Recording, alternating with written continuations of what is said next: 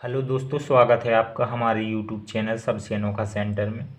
इस वीडियो में हम प्रश्नावली 10.4 को स्टार्ट करेंगे और इसका पहला प्रश्न हल करेंगे। तो देखिएगा, प्रश्न को पढ़ लेते हैं। 5 सेंटीमीटर तथा 3 सेंटीमीटर त्रिज्या वाले दो वृत्त दो बिंदुओं पर प्रतिच्छेद करते हैं तथा उनके केंद्रों के बीच की दूरी 4 सेंटीमीटर है। उभयनिष्ठ जीवा की लंबाई ज्ञात कीजिए।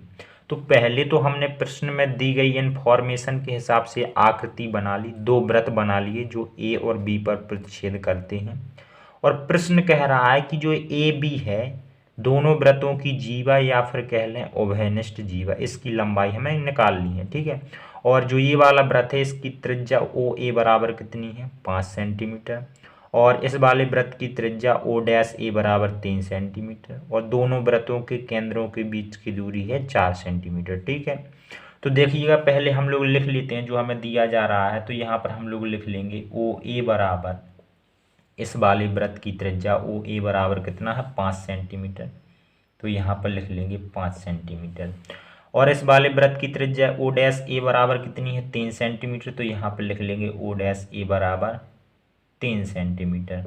और दोनों वृत्तों के केंद्रों के बीच की दूरी 4 सेंटीमीटर है, यानी कि ओ डैश बराबर हमें दिया है 4 सेंटीमीटर। तो यहाँ पर हम लोग लिख लेंगे 4 सेंटीमीटर।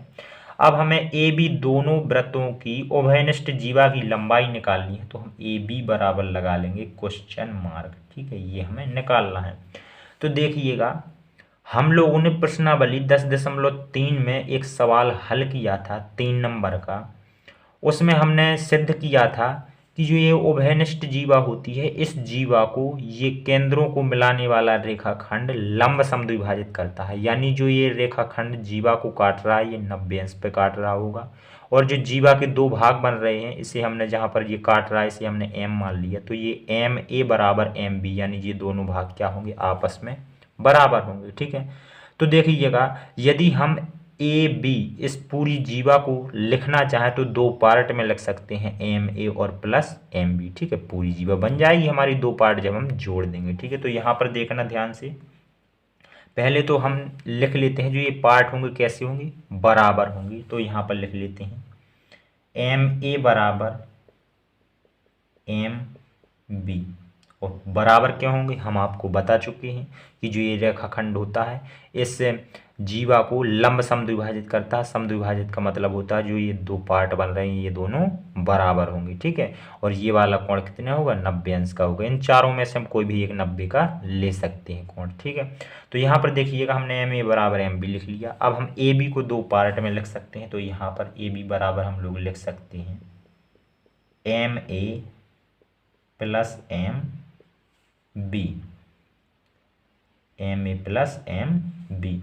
और देखिएगा, यहाँ पर हम लोग एम बी की जगह पे क्या लिख सकते हैं? एम बी की जगह पे हम लोग लिख सकते हैं एम ए। तो यहाँ पर ए बी बराबर हमारा निकल आएगा M A plus M B की जगह पे भी हम एम ए लिख सकते हैं। और एम ए कितना हो जाएगा? 2 एम ए हो जाएगा। और बराबर में ए बी। ठीक है। देखिएगा, अब हम लोग इसे क्या करेंगे? इसे हम लोग समीकरण फर्स्ट मान लेंगे और हम लोग आगे बढ़ जाएंगे। अब हम लोग क्या करेंगे? यहाँ पर देखिएगा, ये एक त्रिभुज बन रहा है हमारा ओ ए ओ डैश। ठीक है, इस त्रिभुज को लेंगे और देखिएगा इसमें हम लोग क्या करने वाले हैं। यहाँ पर लिखेंगे त्रिभुज ओ ए ओ डैश में। इस त्रिभुज में हमें पता है कि इस त्रिभुज में तीनों भुजाएं भुजाएं हमें पता है। ये वाली भुजा 5 सेंटीमीटर है, ये भुजा 3 सेंटीमीटर है, ये वाली भुजा 4 सेंटीमीटर है। तो एक काम करते हैं, हम लोग इसमें पाइथागोरस प्रमेय का विलोम चेक करते हैं। अगर पाइथागोरस प्रमेय का विलोम बन रहा है तो देखिएगा क्या करने वाले हैं। ठीक है। तो पाइथागोरस प्रमेय की विलोम चेक करने के लिए क्या करते हैं, हम लोग सबसे बड़ी भुजा ढूंढ लेते हैं। इसमें 5 सेंटीमीटर, तो हम 5 का वर्ग कर देंगे। यहाँ पर 5 का वर्ग कर देंगे, ये हमने वर्ग कर दिया। और बराबर जो दो भुजाएं हैं उनका वर्ग करके जोड़ देंगे हम। ठीक है। तो 3 का वर्ग कर देंगे और 4 का वर्ग कर देंगे और जोड़ देंगे। 3 का वर्ग कर दिया और हमने यहाँ पर 4 का वर्ग भी कर दिया और दोनों को जोड़ दिया। अब यहाँ 5 का वर्ग कितना हो जाएगा? 5 का वर्ग हो जाएगा 25। और यहाँ पर 3 का वर्ग हो जाएगा 9, 4 का वर्ग हो जाएगा 16। ठीक है।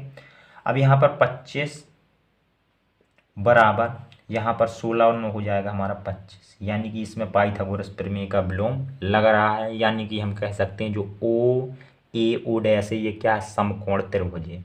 चूँकि जब पाइथागोरस प्रमेय का विलोम लागू हो जाता है तो वो त्रिभुज हो जाता है हमारा क्या समकोण त्रिभुज हो जाता है। ठीक है, और पाइथागोरस प्रमेय हमारी क्या होती है, पाइथागोरस प्रमेय होती है हमारी कि एक भुजा का वर्ग समकोण त्रिभुज में एक भुजा का वर्ग अन्य दो भुजाओं के वर्गों के योग के बराबर हो। ठीक है, वो ये हमारी पाइथागोरस प्रमेय होती है। और पाइथागोरस प्रमेय हमेशा समकोण त्रिभुज में लगती है। ठीक है, तो पाइथागोरस प्रमेय बराबर होती है हमारी कर्ण का स्क्वायर, समकोण त्रिभुज में कर्ण का स्क्वायर बराबर लंब का स्क्वायर प्लस आधार का स्क्वायर, ये होती है हमारी क्या पाइथागोरस प्रमेय। ठीक है, तो हमारी कर्ण के सामने की जो हमारे कर्ण के सामने का कोण होता है वो हमारा इस वाली पाइथागोरस प्रमेय में जैसे ये कर्ण है तो कर्ण के सामने का कोण होता है हमारा समकोण।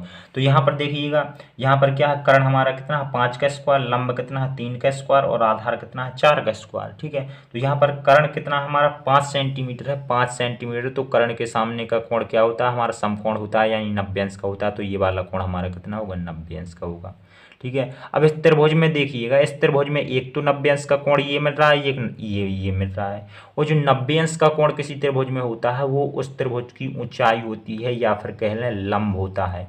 और किसी त्रिभुज के लिए एक शीर्ष से सिर्फ और सिर्फ एक ही लंब हो सकता है, एक ही ऊंचाई हो सकती है। और यहाँ पर देखिएगा इस त्रिभुज के लिए दो लंब हैं ए, इस वाले शीर्ष से दो लंब है, एक तो ये रहा है ए एम और एक रहा है ए ओ डैश। ठीक है, इसमें दो लंब है लेकिन ऐसा नहीं हो सकता। ठीक है, क्यों नहीं हो सकता, इसलिए हम कह सकते हैं जो ए एम होगी और ए ओ डैश होगी ये दोनों क्या होंगी बराबर होंगी। ठीक है, यहाँ पर वन भले ही अलग अलग रहा है ये दोनों बराबर होंगी क्योंकि एक शीर्ष से सिर्फ एक ही लंब एक त्रिभुज में पड़ सकता है। ठीक है, तो हमने देखा कि ये 90 है ये 90 है यानी कि ये दोनों बराबर होंगी हमारी ए एम और ए ओ डैश। ठीक है, तो यहाँ पर हम लोग लिखेंगे अतः